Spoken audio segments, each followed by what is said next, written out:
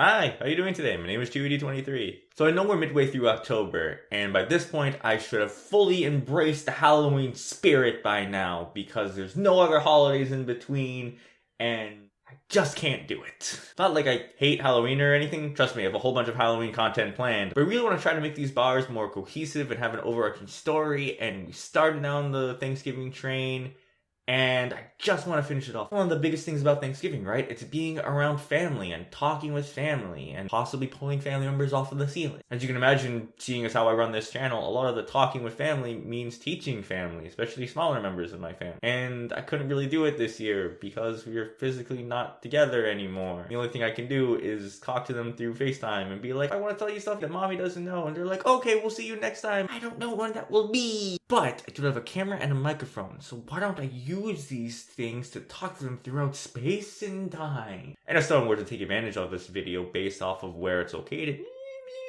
So this is a lecture, teaching moment, bunko spouting nonsense for a good few minutes. So first off, you guys know what this is, right? I know. Something very foreign to you. It's a book that the bunko's bought you plenty of these on his travels. But here's a rather challenging question. What's in a book? Like, physically inside of this thing, what's in here? Words. Good. Yes, words. Not supposed to be complicated for right now. What are words made out of? Letters.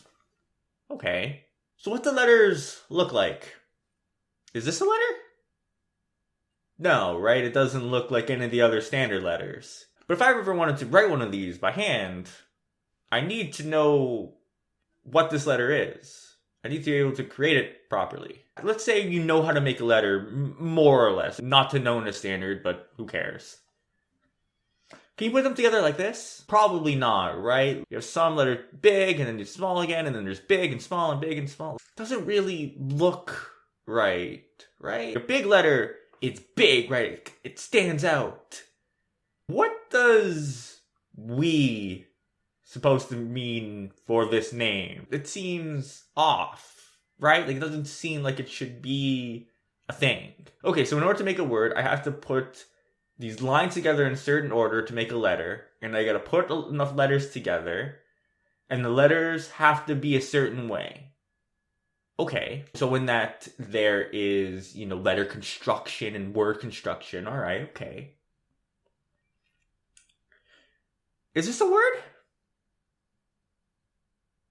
I think it is. It's cat. K-I-E-T. Cat. Like this thing. Like this. Like a cat. No? That's not how you spell that? Oh, okay, so even though I put the letters together and they make a certain sound, the word itself might not be proper. You have to put the letters together in a certain order, an agreed upon order, because otherwise can you understand? So already, just for words, we have all these certain rules associated with them. And words, by the way, they're all in this thing. Okay. Now we gotta put these words together, right? Like that's what's in this thing, it's like, here's a word, there's a word, and they're put together in a certain way. Okay. Can I put them together like this? Run she fast. Why are you giggling? What? Why are you giggling? I don't understand. They're spelt properly. Oh, the order is wrong. Oh, okay. So if I have these words with all the right letters, they're all spelled properly, there's a certain way of putting the words together in order for them to make sense in English. Okay.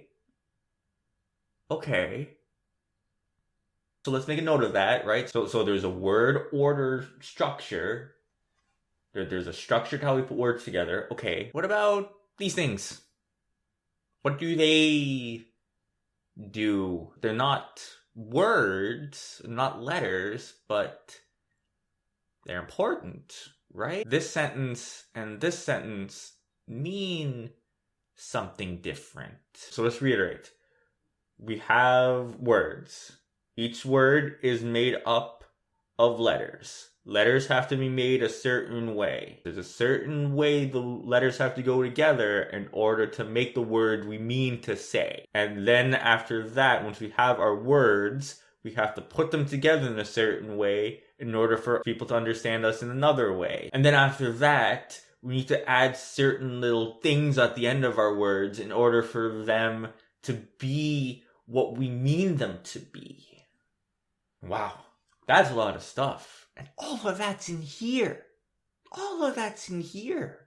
There's other stuff too I haven't really mentioned yet. There are characters in this book, right? If you see, there's the brother and the sister, right? And the brother has certain things about him that make him who he is, and the sister has a bunch of things that make her the way she is. Now, Mommy knows all of that stuff, but Mommy doesn't realize it's in here too.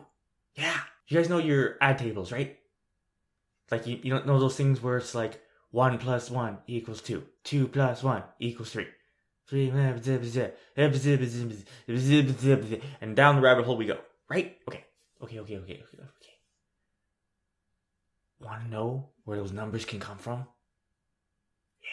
Yeah. Okay, let's think of a really silly scenario, right? Really silly. Let's say we have a fish tank.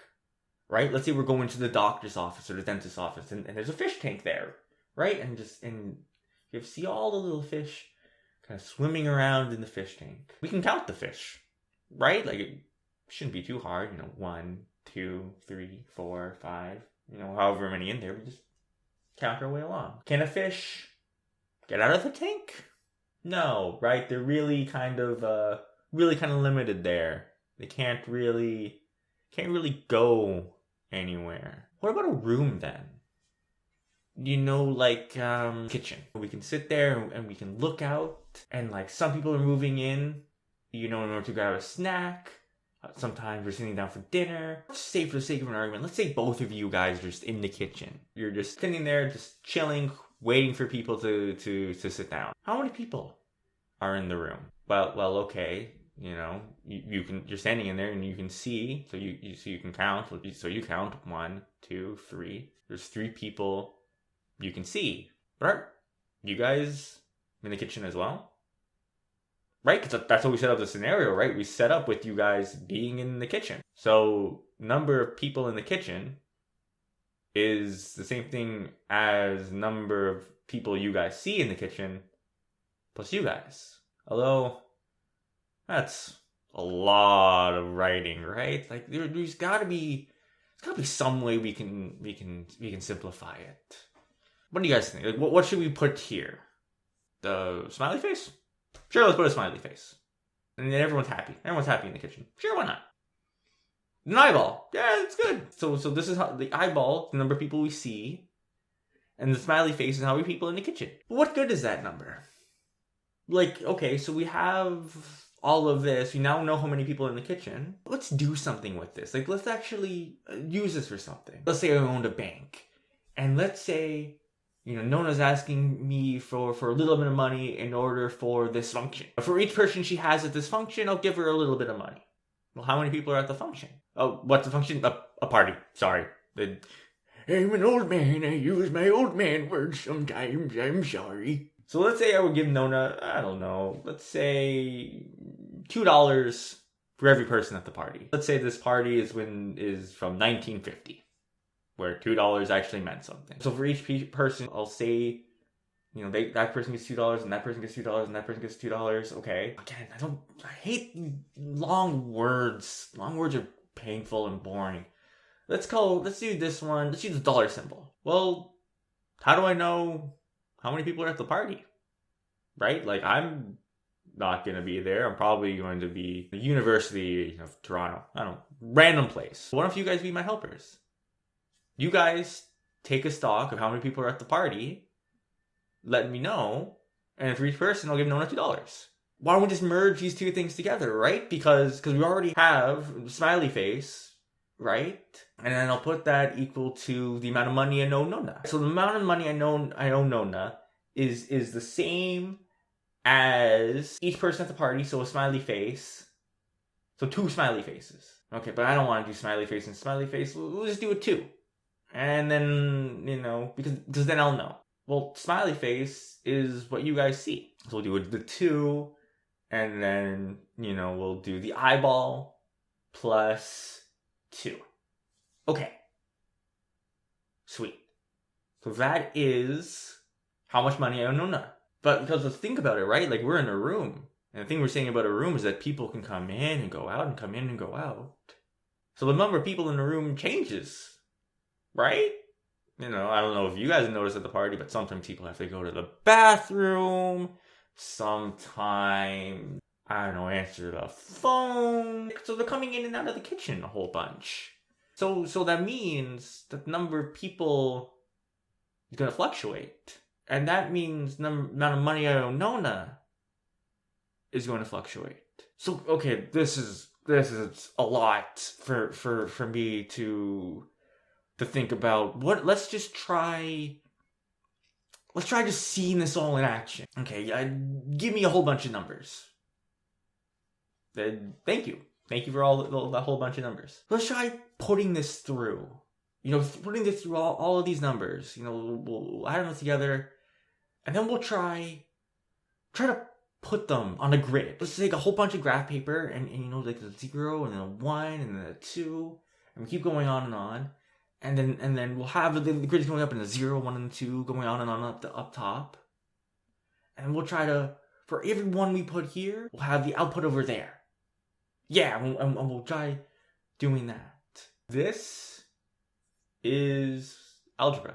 And all of this structure about you guys starting off. And then from your information, it goes to something else. Your information changes over time. So my output changes over time. All of this is engineering. It's what I studied in university. This is arguably university level math. And if you noticed, a lot of it starts from you guys adding stuff together. It's cool, eh?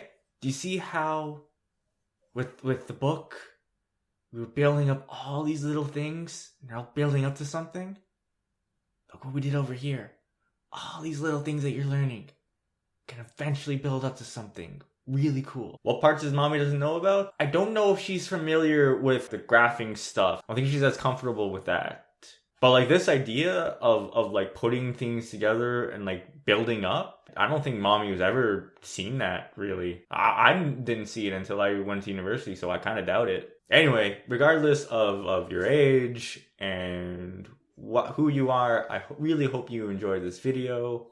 This bar is complete, and I'll see you guys next week for the start of Halloween. Peace.